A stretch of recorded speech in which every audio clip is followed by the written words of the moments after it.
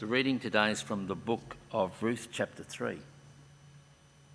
One day, Ruth's mother-in-law, Naomi, said to her, "My daughter, I must find a home for you where you will be well provided for." Now Boaz, with whose women you have worked, is a relative of ours. Tonight he will be winnowing barley on the threshing floor. Wash, put on perfume, and get dressed in your best clothes. Then go down to the threshing floor, but don't let him know you are there until he has finished eating and drinking. When he lies down, note the place where he is lying. Then go and uncover his feet and lie down. He will tell you what to do. "I will do whatever you say," Ruth answered. So she went down to the threshing floor and did everything her mother-in-law told her to do. When Boaz had finished eating and drinking and was in good spirits, he went over to lie down at the far end of the grain pile. Ruth approached quietly, uncovered his feet and lay down. In the middle of the night, something startled the man. He turned, and there was a woman lying at his feet. "Who are you?" he asked. "I am your servant Ruth," she said. Spread the corner of your garment over me, since you are a guardian redeemer of our family." "The Lord bless you, my daughter," he replied. "This kindness is greater than anything which you have showed earlier. You have not run after the younger men, whether rich or poor. And now, my daughter, don't be afraid. I will do for you all you ask. All the people of my town know that you are a woman of noble character.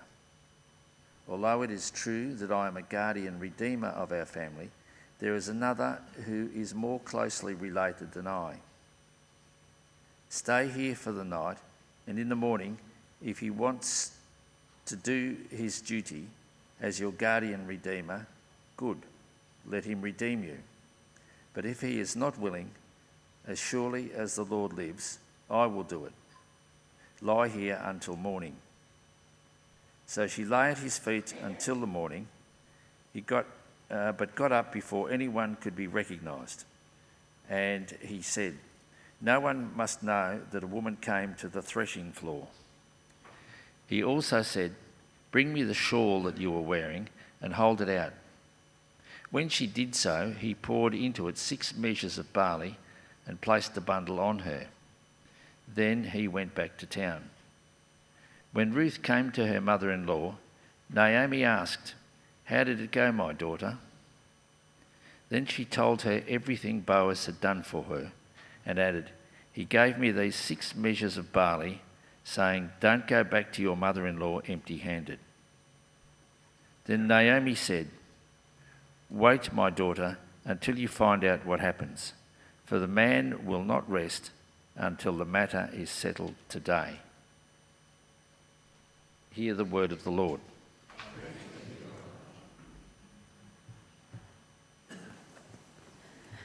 Welcome to the third exciting episode in our mini-series of Ruth. If you weren't here for chapter 1, we know that Naomi, Ruth's mother-in-law, had moved to Moab with her husband and her 2 sons. The 2 sons got married. All the men in the family died. So Ruth was left with 2 daughters-in-law, and she decided to go back to Bethlehem. One of the daughters decided to stay back in Moab, but Ruth said to Naomi, her mother-in-law, "Where you go, I will go. Your people will be my people. May anything but death separate me from you." She vowed to be with Naomi back in Bethlehem, where she has worked. In chapter 2, we saw gleaning fields in the fields of a man named Boaz. So in those days, if there was poor widowers in the land, all the rich landowners who grew grain and barley and all the harvests had to leave bits around the edges for the poorer people and widows and the like. And so they could glean food and not starve. It was a thing in Israel that they had to care for the poor among them. And Boaz was certainly doing that and gave generously to Ruth, looked after her as if she was one of his own servants or workers.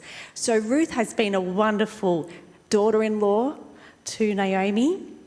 And in this exciting episode, Naomi, being the good mother-in-law that she is, makes a plan to marry her daughter-in-law off to this rich landowner. It's kind of like an episode of the most eligible bachelor or bachelorette in this series. So let's see what happens. Before we get into that, I don't know how, if you're married, how you found your spouse. Maybe dating sites are most popular these days. No, give those a miss myself. And it's lovely to hear how people meet. I just got some exciting news this week. My niece, who you've all met, Ella, she did a kids' talk here once or twice. Ella and Lois's grandson have become engaged. So Lois and I are going to be in-laws in no time, which is a bit exciting. But I love it that they met in the youth group at their church. They've been hanging out for a long time. And what I love about this little connection they have, they decided to do things really right and make sure they were making the best decision. They even went to pre-engagement counselling, prepare and enrich. So that's really smart. I just love the way that they're doing it properly because, so many marriages fall apart, as we know. But marriage is meant to be a restful place, a safe place for the couples, and that's what Ruth finds when she seeks after Boaz. So getting into this text, I'm just going to go through and say a few comments along the way and then finish with what I think we should get out of it. So one day, Ruth's mother-in-law, Naomi, said to her, "My daughter, I must find a home for you." Which is wise, Naomi's not going to live forever. And this poor foreigner, a Moabite in the land of Israel, wasn't going to survive very long on her own. And so she says, "I need to find a place where you'll be well provided for, a marriage that is restful and a safe place for you." So Boaz, with whose women you have worked in the fields, is a relative of ours. And in those days, relatives were meant to redeem their family members. So, for example, it was like back in Deuteronomy, and it's called a Levirate marriage. If a man was married to a wife and he died, then a brother or some other relative is meant to marry that woman and give her offspring so that the brother's name could continue, or that person's name would continue. And so that's something that happened in Israel a lot. It was a custom of the day. And so Naomi's making this plan to marry Ruth off to Boaz. She says, "Tonight he'll be winnowing barley on the threshing floor. So wash yourself and put on some perfume." She wasn't just saying you stink a bit. But what she was saying is, take off your mourning clothes. Because till now they had been mourning and grieving that they were widows, that she wasn't putting it out there that she's available for marriage. And so Naomi's telling Ruth, look, get dressed in your best clothes and put on some perfume so that you're at least a bit appealing, and expressing that you are available for a man.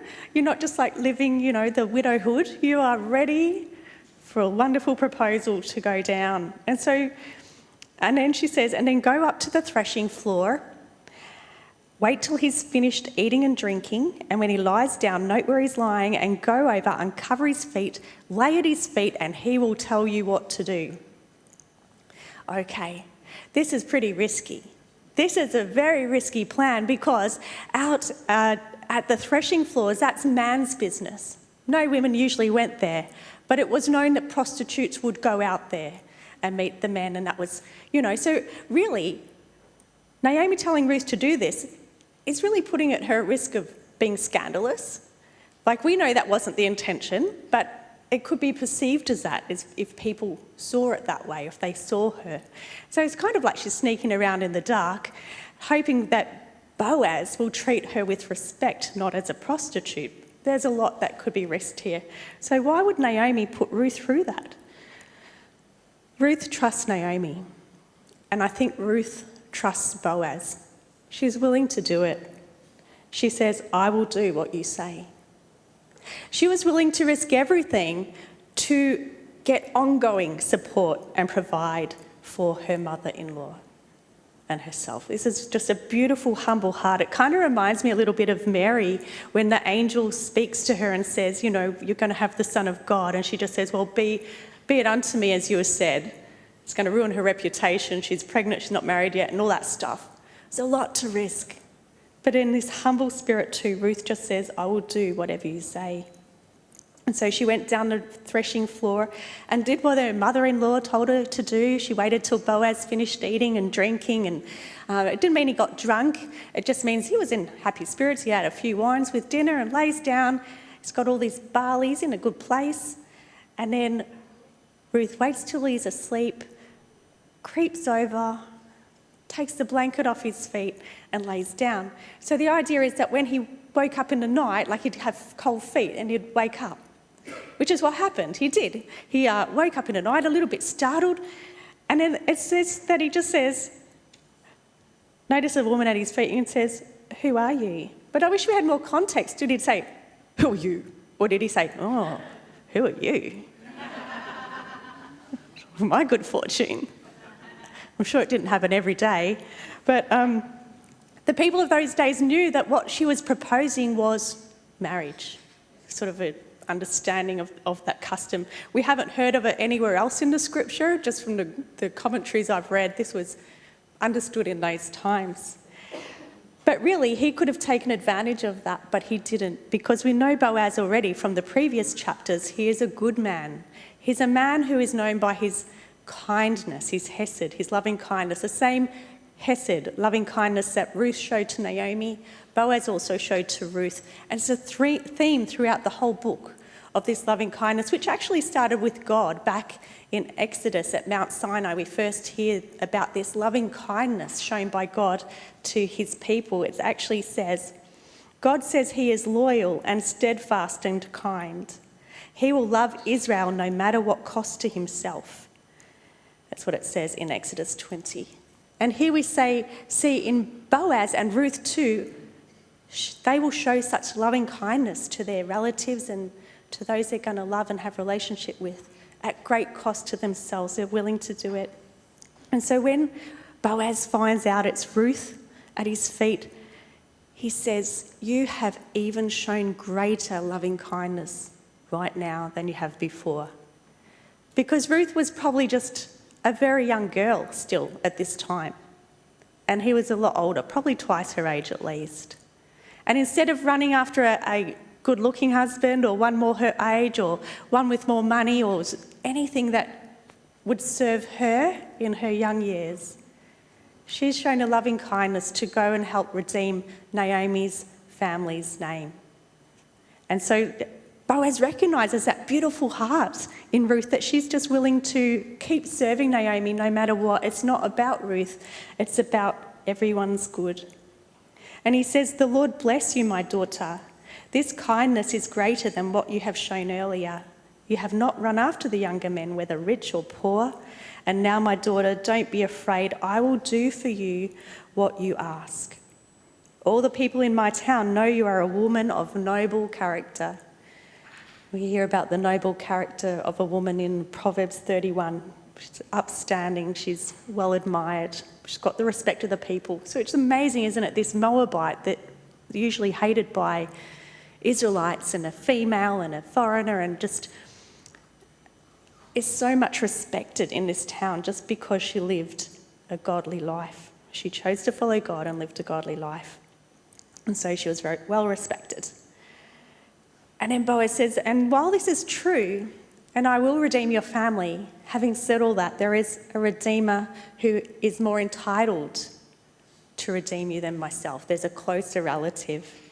And so I'll go see in the morning if he wants to do it. And he says, just lay down for the rest of the night and I'll deal with this tomorrow.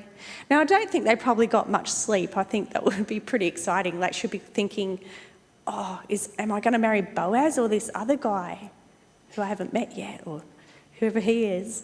And he's probably thinking, I don't know what he's thinking, but I'm not a bloke. I'll leave that up to you guys. But it'd be such a suspenseful evening.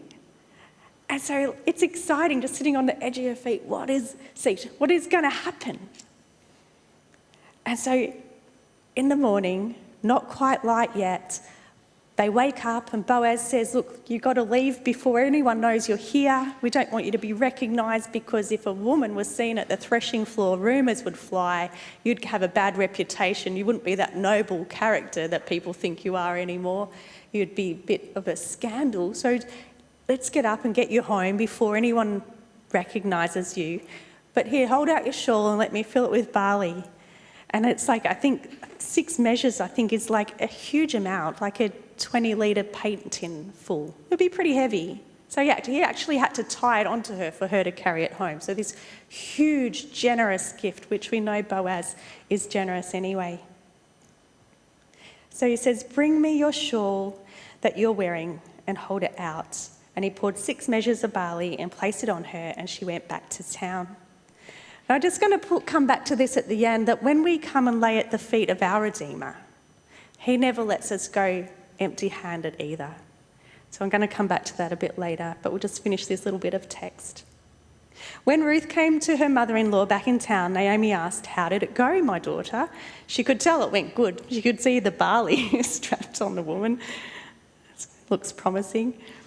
And then she told her everything Boaz had done for her.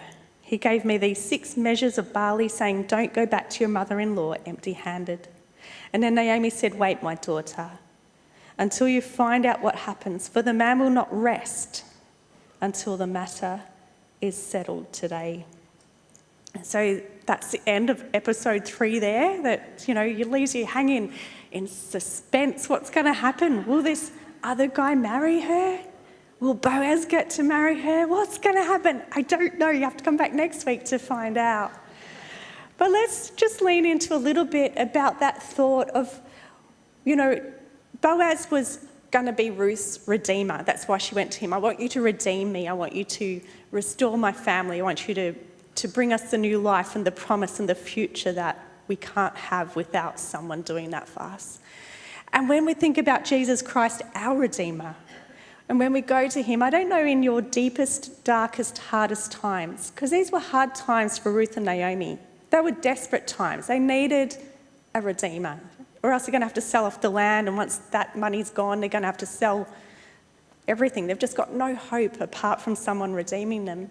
And when you're in a hopeless situation, when you've got no other hope but to run to God or to Jesus, your Redeemer, and just ask him and plead him for what you need. In my mind's eye, many a times I've just laid at the feet of Jesus, just flat on my face in my mind's eye. So just laying down in front of the throne of God at the feet of Jesus, just laying there, praying, Jesus, please help me, I need this, or what do I do, or whatever I need, that guidance or that something. And you know what? He never lets us leave empty-handed or without what we've asked for. We might get a wait. We might get a, no, that's not what is best for you, but trust me, I have something else for you. Or we might get an answer or some direction or some way forward to actually bring it into being, whatever we've asked for. And I just want to encourage us all to, in our deepest, darkest times, to go and just lay at the feet of our Redeemer and trust that he will not send you away empty-handed. We can trust, we can wait, we can hope, we can believe. And he's with us in that waiting because he's a good God. As he said earlier in Exodus, God is a loyal and steadfast and kind God. He will love you no matter the cost to himself.